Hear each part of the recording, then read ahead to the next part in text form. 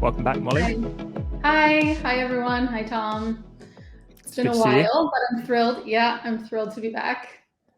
Absolutely. It should be a fun session. I was checking out some of the artwork that you're going to be sharing today. It looks beautiful. And we just had a little chat behind the scenes when we were getting ready. And Molly was saying she's in a bit of a experimental phase, which, to be honest, anytime any of our designer friends tell us that, magic normally follows. I think experimentation is so key. So yeah, what are you going to be sharing today, Molly? Today we're going to be making an illustration that is inspired by my love of folk art. When you were just saying what you were saying was totally correct. I've been like in this kind of experimentation phase, gathering inspo, just playing around with tools and all of that. And one art form that I've just like always loved so much is folk art from all different types of traditions. And, you know, like the main sort of common thread between the folk art of all different cultures is that, you know, it represents things that represent the artists or the cultures very personally. And it often uses like very simplified motifs and very few motifs often in a single illustration design. So that kind of has inspired me to think about making like really simplified line art, paring it down, combining just a few motifs in a single composition, and then just like sort of how to get the most both intricate and simple design in the end that I can. So that's kind of what I'm sharing today. And we are using my lettering brush pack because, well, first of all, I designed it, so it's my favorite brushes. I don't know how else to put it, but honestly, it's also really good for delicate illustrations, like those same kinds of pens that you can use for calligraphy lend themselves really well, at least for me, in the style of delicate illustration that I've been experimenting with lately. So amazing. Well, I'm excited to jump in. With all that said, over to you, Molly. All right.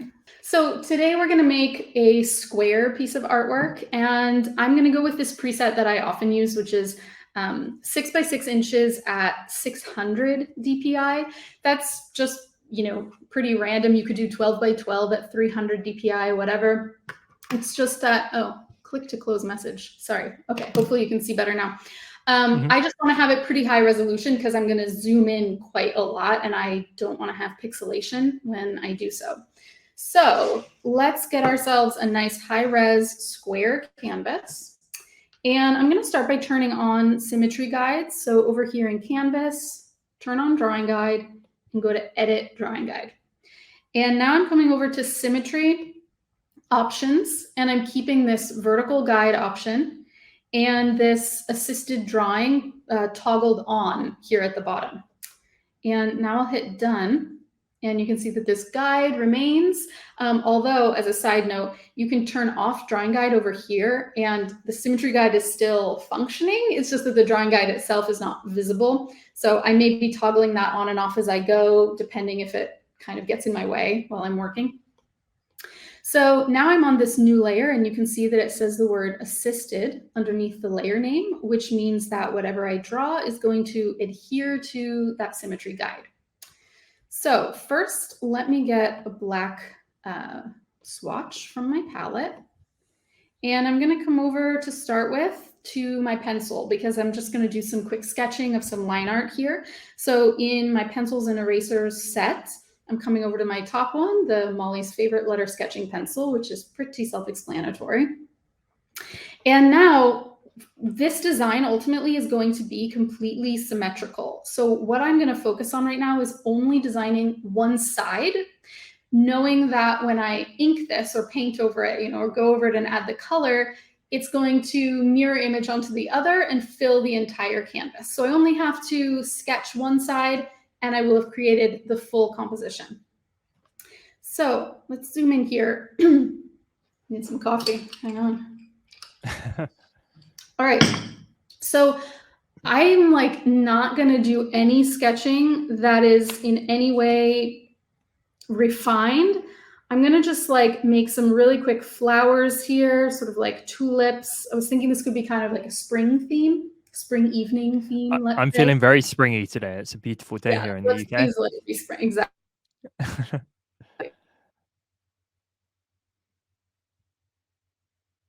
these like really random ones. I'm going to put some leaves. When in doubt, fill gaps with leaves and stems, I always say. It's like, let's just put some little tulip shapes here. Throw in another leaf. I don't know. Oh, and you see if I zoom out, it's already adjusting, but that doesn't matter because we can actually just go and tweak it again in just a second. So I'm still focusing just on the one side. Let me draw, let's see, some little like flower buds, maybe little circular shape, various sizes. You can see how roughly I'm doing this, and I'm not even bothering to erase areas that are overlapping. Just kind of sketching this in because all the refining comes later. Let's do one more big tulip and then start from there. And like I had said a moment ago, sort of in my intro, I really am into right now this idea of like paring down every illustration to its barest elements. Keeping this sense of line art that's decorative. It's not too simplified, but not adding too much extraneous detail. So I'm coming over to my selection, and I'm just going to select some of these images on one of the sides and sort of adjust their spacing and sizing to fit together, almost like Tetris pieces. And don't worry if they start to overlap a bit.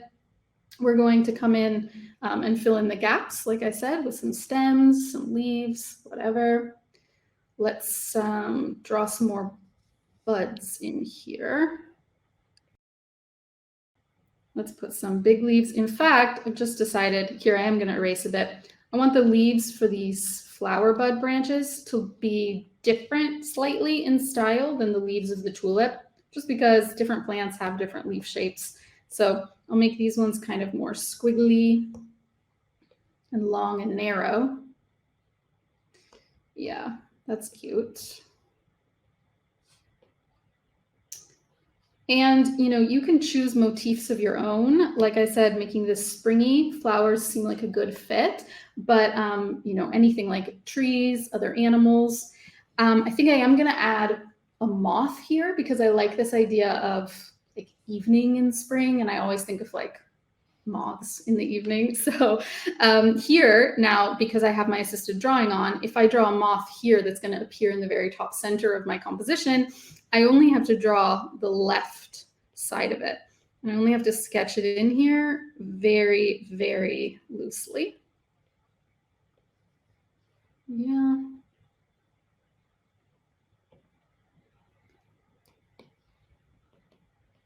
And no, this is not a particular type of moth because I'm not an entomologist and I genuinely don't know what specific moths would look like. It's more like, we'll say, abstracted.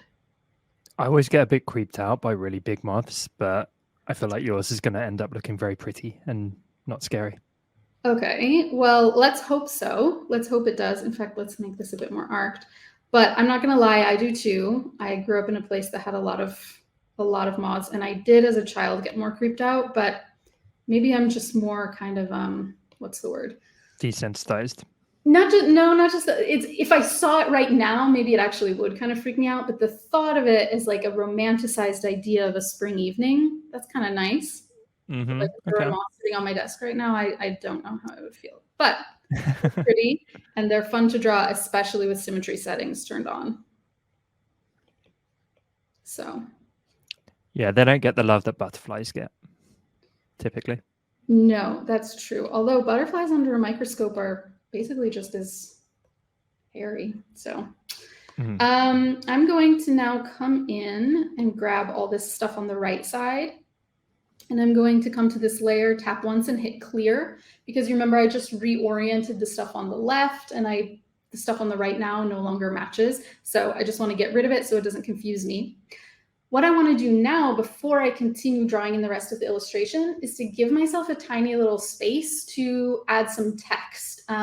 This is optional, but I think one cool use of these illustrations are for small messages or like greeting cards or even like a calendar would be fun. So I'm actually going to grab I'm going to get a new layer, and I'm going to go to my shapes brush set. This is also part of my kit. And I have lots and lots of shape frames here that are great for example, putting inside or framing up like a title or some small text. So I think I'm going to use this shape frame 12. That's too small. And this is a symmetrical one too, so it's quite convenient. All right, let's make it a bit bigger. Cool. I'm going to be drawing over this again, tracing it so it has more of a handmade look anyway, but I'm going to place it here now just so that I give myself that empty space to later write something, like whether it's happy birthday or April or whatever it may be. Now I have that space dedicated to it. I'm going to merge that down with my assisted drawing layer. And then again, coming over to my pencils, I'm going to fill up the rest of this area. And in fact, I take it back. I want right here, I often do this. I want to have one item that's not symmetrical because I think that that looks cool to have it feel like the left and right sides and even the top are sort of mirror images of each other, and then to have something more organic coming in from the bottom. So actually on a new layer, which is not by default assisted, I will draw in some kind of, some kind of viney, let's say the flower bud motif. You can see that I'm really reusing the same motif over and over, just drawn in different ways, different numbers of buds, different whatevers. But I'm not really creating too many different illustrations because, and I'm not drawing them too carefully, because I just really want to get the repetition to be part of the composition. Like, I think that's part of the beauty of the intricacy that comes out of this. Let's draw another tulip in here. Yeah, sort of a big one. I love how free flowing it is, because I look at this and I think, you know what, this feels achievable. I think it is. Like, I'm seriously not someone who would ever call myself like an illustrator as part of my like job description or job title, whatever.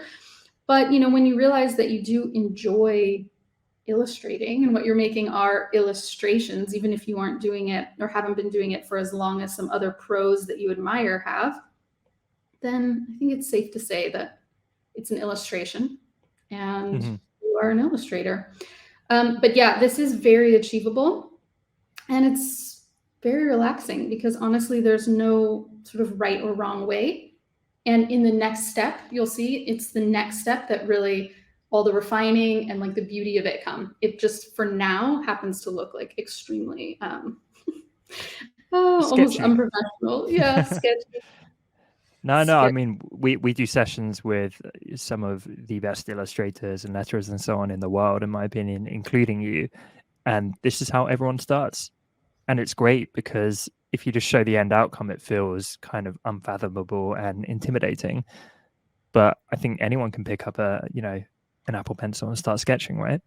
Yes, exactly. And even, I mean, something that I try to emphasize even in hand lettering is just how much hand lettering starts off often looking like sketching. To get a layout in hand lettering, like a beautiful calligraphy layout, you don't just start with your ink pen and start writing. Like, it's not like we're, just having everything worked out in our mind in advance. All these things get played out just like drawing an illustration composition. So absolutely, things get made to look easy that often start out as, sketches. So. All right, so I'm going to merge down these layers, and I consider this to be a finished sketch. Like I said, the right-hand side doesn't matter, and 100% of this is symmetrical, except for this plant here at the bottom, this guy. That one is the only one that we'll be doing in a non-assisted layer later. All right, so I'm going to reduce the opacity on this layer a little bit and make a new layer on top. I previously kind of played around with the exact design I'm going to make today, and I kind of liked this green and pink color way, so that's what we're going to go with today. I'm going to come over to my monoline pen and to this first one, Molly's Truest Monoline. And what I like to do is start with the stems. Oh, hold up. tap your new layer once and make sure the drawing assist is turned on, because now when we draw, we want to be able to trace over what's here on the left and have it appear on the right-hand side as well. So make sure drawing assist is on. So I like to draw the stems first because I like the stems to be equal thickness. I like them to be thick and to be equally thick. And so I use a wider monoline. I think this one I'm using is 18%, which of course, remember, is relative to your screen's resolution. But if you're also using a 600 DPI as I am, then 18%, you'll get the exact same size that I have. So I go over the stems first, and you can see that it does not matter whatsoever if my stems are like intersecting the flower bud here, because all of this is about to get filled in with a solid color, just like a silhouette. So let me quickly go through and do all the stems now that my brush is at this size.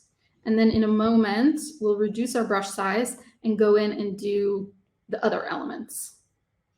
So I'm getting all the symmetrical ones done first. Almost. Now I will turn off drawing assist and I'll come and do the stems here at the bottom. We'll fix this. You can see that it overlapped, but that's not a problem. All right, so we get these stems going. Now we'll turn back on drawing assist. And still on our monoline pen, I'm going to reduce the opacity. I'm sorry, reduce the size. Let's do 8%. And the reason for that is that the smaller your brush, when you go around a curve or you make an angle, it's a pointier corner or angle that you can create. And I like that. The larger monoline brushes make sort of too rounded a corner for me. So I reduce the opacity, the size of my brush when I start to go over all the rest. Let me reduce, there we go. I'm reducing the opacity a bit of the pencil layer, and I'm also going to reduce the opacity slightly of this artwork layer, the colored layer, and you'll see why it can be very helpful. So now this is like, to me, a very meditative step, but I fill in every space and I make sure that it's completely an enclosed space, and then I fill it in using the drag and drop method from the swatch palette. So dragging and dropping over there fills this in. And I'm just going to go around and continue to do this. For these flower buds, I'm going to choose to make them real circles. So I'm holding my pen when I reach the end of my circle, hitting edit shape and tapping circle so that it's a real circle and not an ellipse. And just continuing around like that a little bit, filling in. And I'll show you in a moment now what we're dealing with here. If I increase the opacity again of this, you'll see that it's like a complete silhouette, right? And without the pencil layer for a second, you'll see that, you know, we don't have any of the detail, any of the intricacy yet of the final illustration, but that's to come because we're going to be painting with or drawing with negative space in a moment. So continuing to draw, I'm going to just keep that layer turned down a little bit and draw all of these and fill them in. To me, this is like the meditative step that, I don't know, well, flourishing a final calligraphy design is or something. This is the step where I've already made the decisions about what I'm going to do. So I get to almost follow my own lines and do this sort of mindlessly. The next steps aren't so mindless, but this is kind of relaxing. And remember that we're on the drawing assist side right now. So I had not previously planned properly for this guy, which is currently now overlapping that center, bottom center non-symmetrical plant, which is great because I'm going to show you how I fix that in just a moment. So make some of these wavy leaves. I think it'd be cool to do a series of these and have them be like a calendar or something where the motifs that you use each kind of represent a month. Mm-hmm. And have the text in the center just be like that month's name or something. Like you say, we're going for spring tulips right now. Yeah. That kind of vibe. And our nighttime scary moth. Whatever. All right, almost done. This step is kind of quick. So I think, just a couple more leaves here. You can see that even on the leaves that overlap, or the stems or whatever that overlap, I am still filling them in together as a silhouette. Sometimes, depending on what your design is, certain items are not going to, they're going to lose their appearance, like two shapes that overlap that need a divider between them to be legible or understood. They're going to lose their detail. And so it's going to be important in the next step to bring that detail back. But for now, we're just doing this silhouette step. Let's quickly do the moth. I personally think this is the most fun part because I love to draw symmetry right on the symmetry line so that I can like visually be watching the symmetry happen. Here we go. This is an example of where like eventually we will divide up these wings again, but right now this is just going to look like a big blob. So if I increase the opacity again there, now you can see that I have like complete, blackout moth, no detail at all. Mm-hmm. I'm going to come in and just go over that frame shape that I had. And again, with symmetry guides turned on, I can do that quite easily. Well, almost.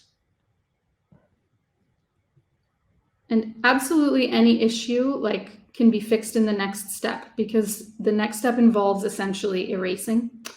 So if you go too far with a line or like there's a little cleanup that's needed, you don't actually have to worry about that right now. We're going to get to it. All right. So now we have our silhouette layer done for all of the symmetrical items. So I need to turn off drawing assist now so that I can deal with my asymmetrical shapes here. So first and foremost, that means I have to remove some or all of this flower. So I'm going to just come in and select this. Tap over here and hit clear. Oh, I missed a tiny bit up there. Tap up there and hit clear. I'm going to see if I can salvage this little guy. Maybe I can, maybe I can't. Let's flip it over. I'm just going to see if it kind of could fit in the space created by this asymmetrical plant. And it kind of does. It's a bit weird, but let's just see. Let's go back to my stem-sized brush, which I think was 18%. And yeah, definitely make a more interesting shape that fits in with the leaves there. And then, like I told you, when in doubt, add more leaves. And it doesn't matter, it might look weird to be adding a leaf right here, right out of the tulip, but I promise in a minute when we get to the next step and divide everything up, it won't. It will look cute. All right. So we have these silhouette shapes done, and now I'll just quickly fill in the silhouette of the asymmetrical plant.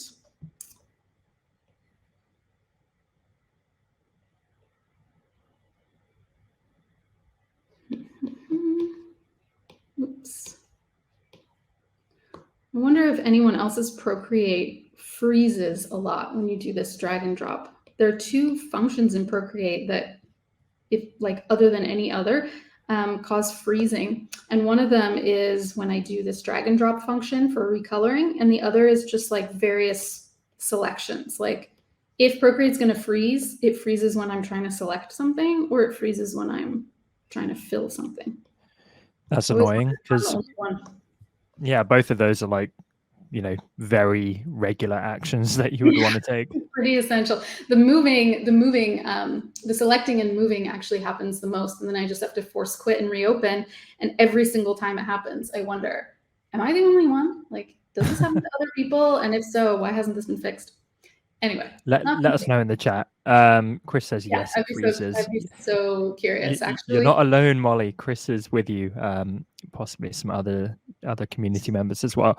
By the way, I just want to comment. So looking at this composition so far, I really like that touch of it all being symmetrical, apart from that bottom centerpiece, which is asymmetrical. I don't know if there's a name for that technique, but I've seen it done before, and I don't know what it is, but it just adds so much. It stops it maybe becoming predictable or boring in terms of everything being symmetrical.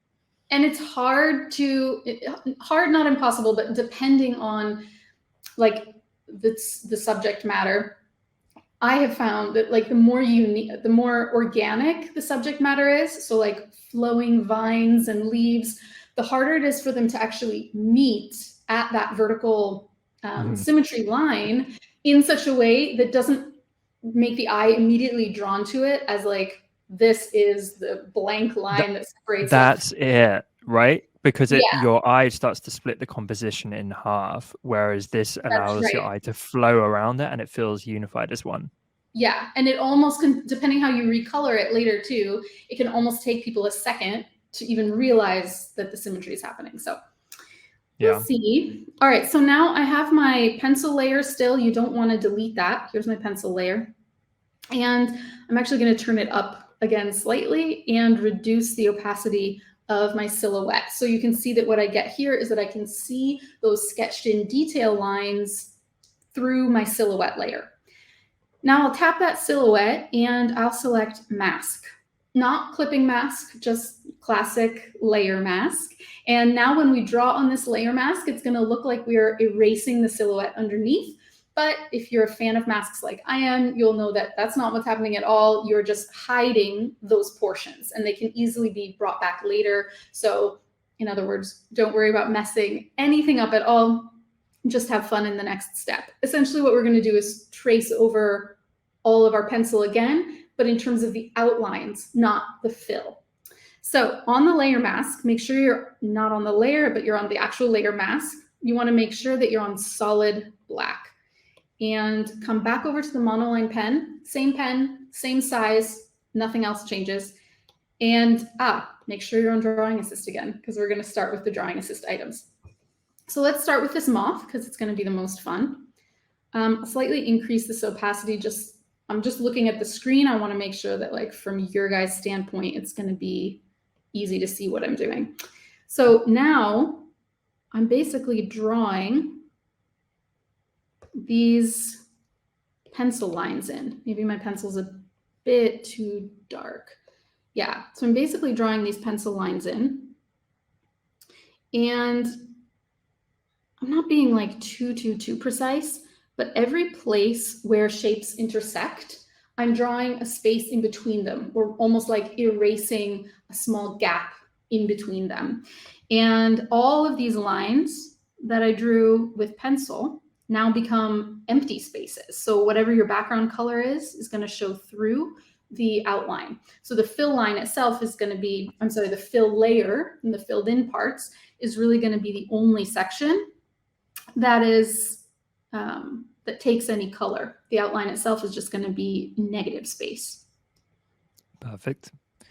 By the way, if you're wondering the brushes that Molly tends to use, it is the shiny green button below this live session, the Ultimate Lettering and Calligraphy Procreate pack, which is to this day one of my personal favorites and also one of the all-time most popular Procreate packs that we sell. It is incredible. I can't even do it justice. If you click through, even if you don't want to buy it, just look at the preview graphics because it is so comprehensive, so beautiful, and hats off to you, Molly, for making that.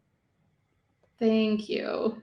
Thank you. No, it's been really cool to see like the reception of it, because I'm sure anyone who makes any kind of product, creative or not, or presentation for work, doesn't matter. You go through that period before you release it to the world. That's like, wow, maybe everyone's going to hate this. And all this work I put in that I thought was good, everyone is going to, let me know that I was totally misled. So yeah, it's been cool to see that people have really gotten the same thing out of it that I had intended people to get out of it. And that's, to me, the most rewarding thing, to see people using it in the way that I designed it to be used.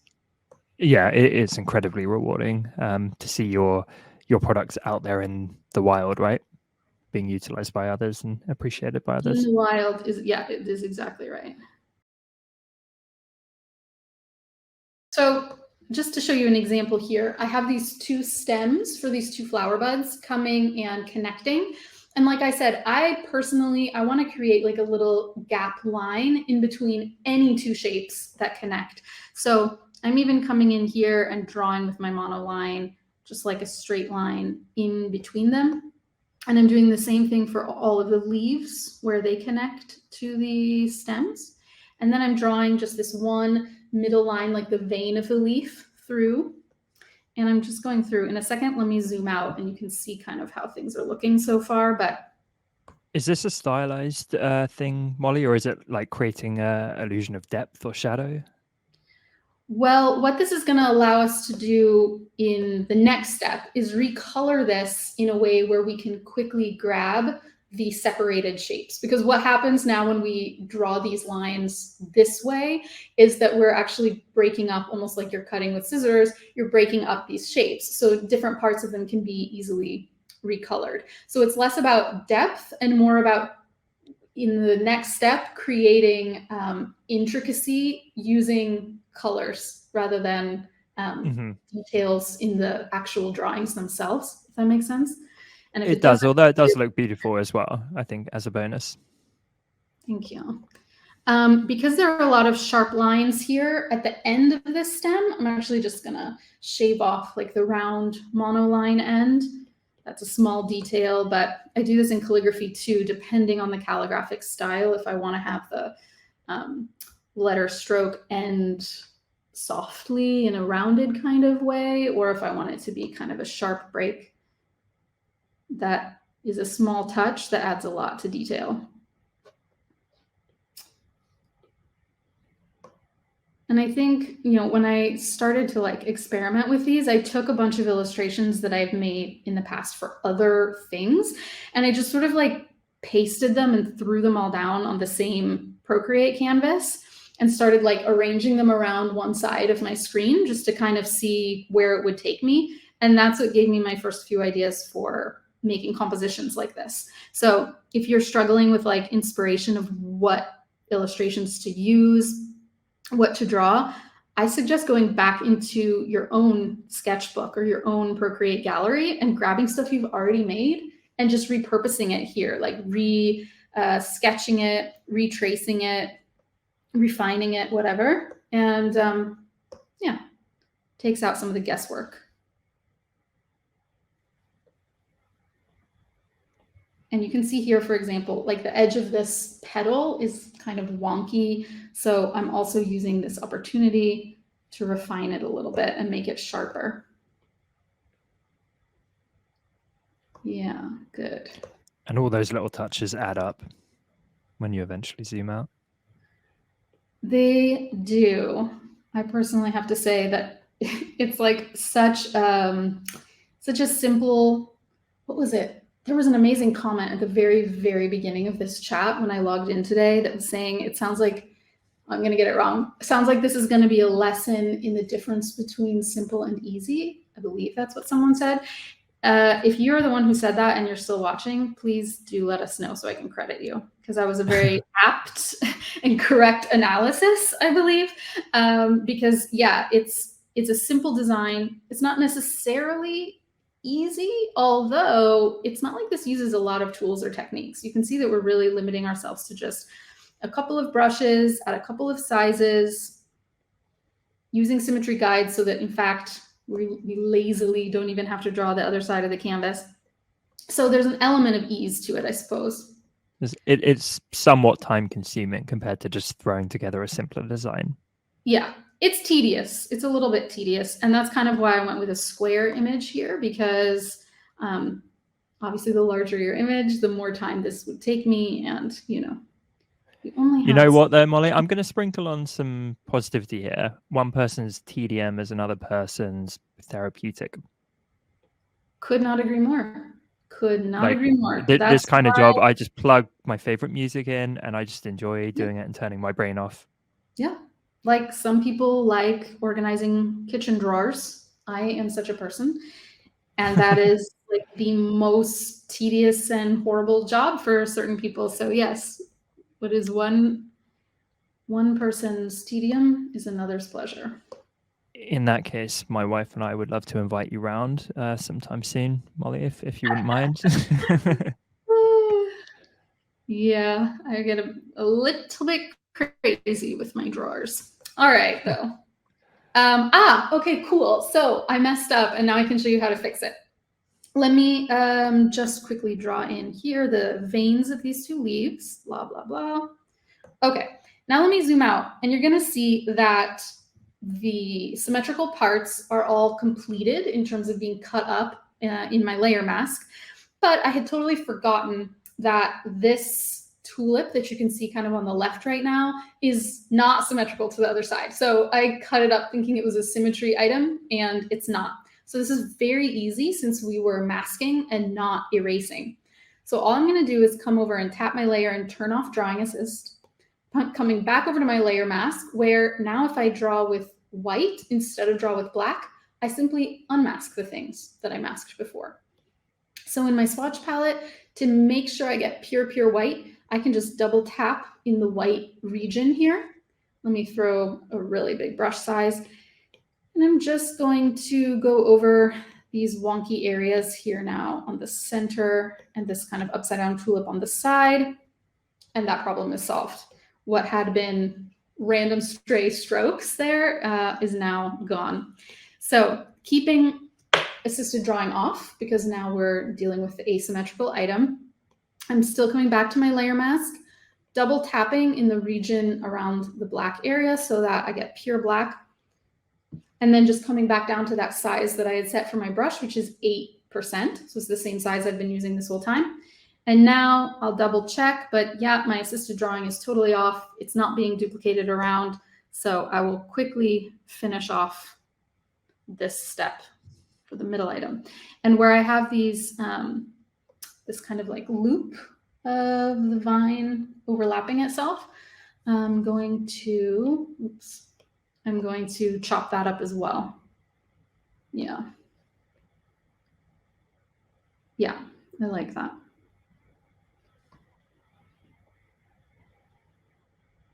And what I think about, I mean, not to get like too deep here, but I don't consider myself like by any stretch to be some sort of real folk artist or anything, but I do suggest highly that you look at some of the folk art of various cultures that you either know very well or maybe don't know at all, because it honestly says so much about their cultures. And I'm a little bit addicted to looking at it because it's so cool and so different from different parts of the world and different cultures, what they choose to represent in their artwork. And I don't know, it just kind of hits the pulse of the creative mindset of a certain culture in a certain time period. So love that. Very inspiring. All right. And you know what? Like many people aren't very familiar with the folk art of their own cultures.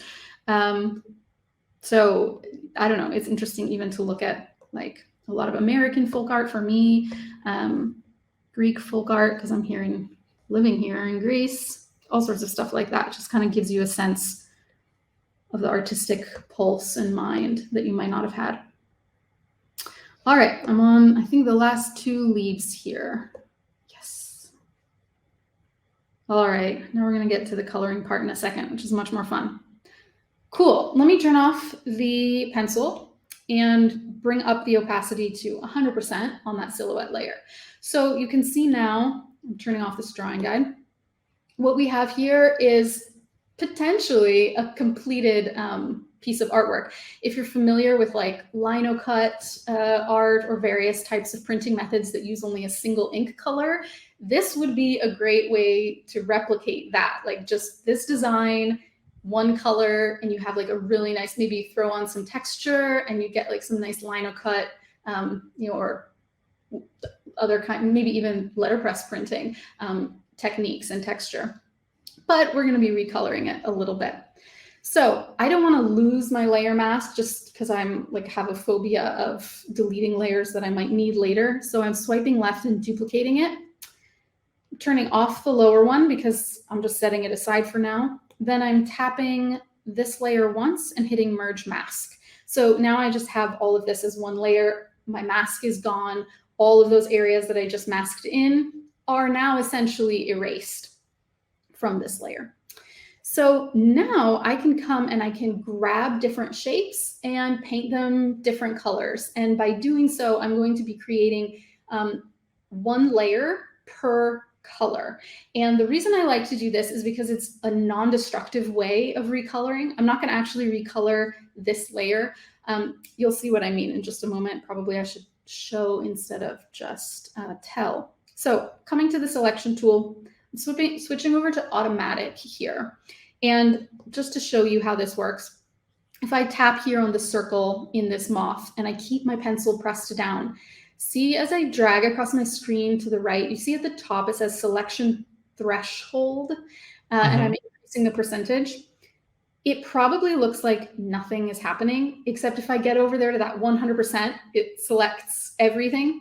Well, what selection threshold does is it just tweaks the outside edge of your selection. I'm going to zoom in a lot here. Oh, so you don't get like the halo of the original color. Is that right? Exactly. So we want the threshold to be as high as possible without bleeding out of the selection itself. So we want to tap in here, go to selection first, and then tap in here and drag to the right. Now hopefully you can see that they're like blue. Oops, sorry, I just tapped the wrong thing. Okay. Hopefully you can see that little blue pixels start to appear around the edge. You see that? That's where our selection is now overlapping the blank area around, the blank cutout area around this shape. This is what we want, because now when I release, I have selected this circle and I'm confident that I've selected all the pixels even up to the edge. So as Tom just said, I'm not going to get this halo sensation when I recolor this and see like a tiny little fuzz of green around the edges. And the cool thing about Procreate selections is I only have to do this once in a document. And now the next time that I select something, I'm going to just make sure. Oh, it saves it. It saves that level of threshold. Exactly. So if I would be so time consuming otherwise. Oh, totally. It would be miserable. So every new document, you only have to set it once. And down here at the bottom, I need to just make sure I have the add turned on, because we want to be able to tap around the screen and just start selecting various shapes, right? So I'm going to sort of deal with the mirror effect. Unfortunately, assisted drawing doesn't work, and that mirror effect doesn't work for the selections, but I'm just going to choose first these, like a few colors that I want to have be, let's say, the main pop color, like a big accent color. So I'm selecting the 2 circles in the moth leaves. I'm selecting this frame. And how about I select 3 parts of these flower buds? So with that selection created, I'm coming to my layers palette and making a new layer on top of my art layer. We're not going to fill in the art layer, remember, because we want to have that there as a base and do this recoloring non-destructively. So in my color palette, I already saved this kind of peachy color earlier that I like. And now I just have to tap on my blank layer and say fill layer. And now just those items are filled in with this color. If I turn off the background, we have just like this, what's the word in printing? The color separations of each of the recolorings that we're going to be doing. So we can turn that on and off later. And most importantly, we can recolor this layer later. So if we want to make this like a bright blue later, all we'll have to do is change the color of this layer. We don't have to go back and retap and reselect and recolor those. So incredible. I'm now going to just quickly go around and just start selecting non-touching areas. You'll see what I mean. It probably makes more sense as I do it and say it. I think I'm going to add only 2 more colors to this. So knowing that the dark green will remain one of the colors, I'm going to grab, like, let's say half of a leaf, and I'm not going to rely totally on the symmetry. This is one way that I'm actually going to fool the eye into feeling like this is even more intricate than just a mirror image. I will, let's say, select the insides of these buds all around, but let me select, like, yeah, these leaves. Love that. So you're doing the opposite side of the leaves. Yeah, I'm hopefully gonna do that if my brain will process it while I'm talking and saying that to you. Yeah, I think that's what I'm gonna do. All right, cool. So now new blank layer above, and I'm gonna choose this even darker green. I had previously selected this palette, but just a darker version of my original color. Tap once and fill layer. So this is subtle, but if you zoom in now, you can see we have like light turquoise, dark turquoise, and peach. And now I just want to add one last color that's lighter. So we're going to do that by going back to the original layer. You can only select from that original layer. And I'm going to tap some more. Let's see. Oops, sorry, I deselected. Yikes. This really is like paint by numbers at this point, which that really is therapeutic. Yes, it's so therapeutic. I'll get the centers of all the tulips. No, it totally is. And then coming up with different colorways, like I said, becomes so easy. New layer, lighter turquoise, tap once, fill layer. All right, I don't have enough of that light turquoise on the edges in the middle, so I'm just going to quickly tap around these leaves of the flower buds because I had not recolored any of those before. And yeah. By the way, I can see a few of the community chatting about our YouTube channel in the live chat. If Fran could link that up, I am very happy to say we crossed 50,000 subscribers on YouTube recently. That's awesome. That's awesome. Thanks. All right, so I like this. Now, when I do this, I spend ages recoloring things like, oh, do I want like that leaf like this or this leaf like this? But we're not going to do that level of perfectionism right now, but I'm sure you can just see how fun it could be to just be recoloring by tapping. Now, two more quick things because I know we're low on time, but just to finish this off. Number one, let's say you do want to change that color later.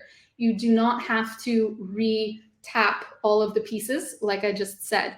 All you have to do is take the layer that you want to recolor, like this light turquoise. Tap a new blank layer above it. Tap once and hit clipping mask. There are many ways to recolor a layer, by the way. This way that I'm showing you now, though, is just a non-destructive way. So we want to make this, let's say, a much darker turquoise, not a much lighter one. So I'll simply tap and fill this layer now.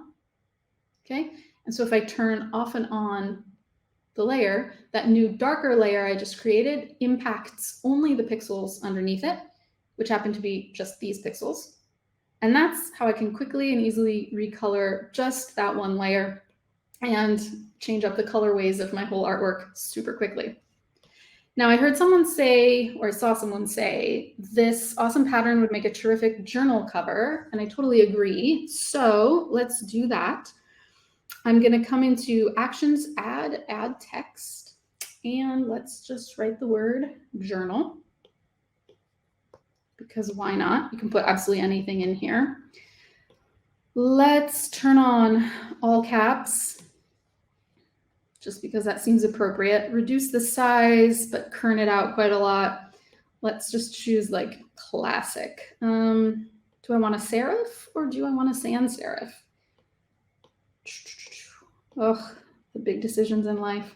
Okay, this is a serif. Well, let's stick with Futura. Okay. Yeah, it feels appropriate. Yeah, I'm gonna edit again. I'm gonna make this a little bit bolder. Reduce the size just a little bit more. Center this better. Between Futura and the symmetry, this could be a Wes Anderson film still. Totally. But if someone told me that I had to make this like into a Wes Anderson homage or something, I'm telling you, I would spend the next 5 days working on the colors because colors is so important. Like I would freak out with, oh my God, what colors are going to be perfect? But I totally agree with you. And then let's make this like the slightly lighter turquoise because, yeah, I don't want it. Yeah, I don't want it to pop too much, but I think that works. There. Beautiful. Absolutely beautiful. Yeah, and I could have written, of course, anything there. And of course, if you create this, just because it's symmetry, it doesn't have to be a square. You could create like a A5 card, or any greeting card, any shape that would be more apt for a journal size or a greeting card size or a calendar image or something like that. Stunning. Thank you so much, Molly. Before we get into questions, if that's okay, Molly, there are a few questions that have come in. I would love everyone just to express their gratitude and give it up for Molly in the live chat, please. As Anne just said, wild applause for another fantastic session. And it's so good to have you back, Molly. We missed you. I miss being on here. It's just been such a crazy, busy year. That's all. These are looking I totally get it. Molly, thank you again. Absolutely wonderful. Thank you, everyone. It was so good to be back here, and I'm gonna start doing more live events again. Yes, we would love that. And if people have like specific requests for things like that, reach out to Design Cuts or tag me in Circle and tell me, because I'm always trying to think of like what could fit into a 1-hour lesson. So always feel free to suggest topics. I'd love that. Yeah, absolutely. Please do that, everyone. Molly, have a great rest of your day. Same to all the wonderful design cutters out there, wherever you are. And I hope that, like us here in the UK, you've got a sunny weekend ahead. Take care, everyone. Thank you. Bye-bye.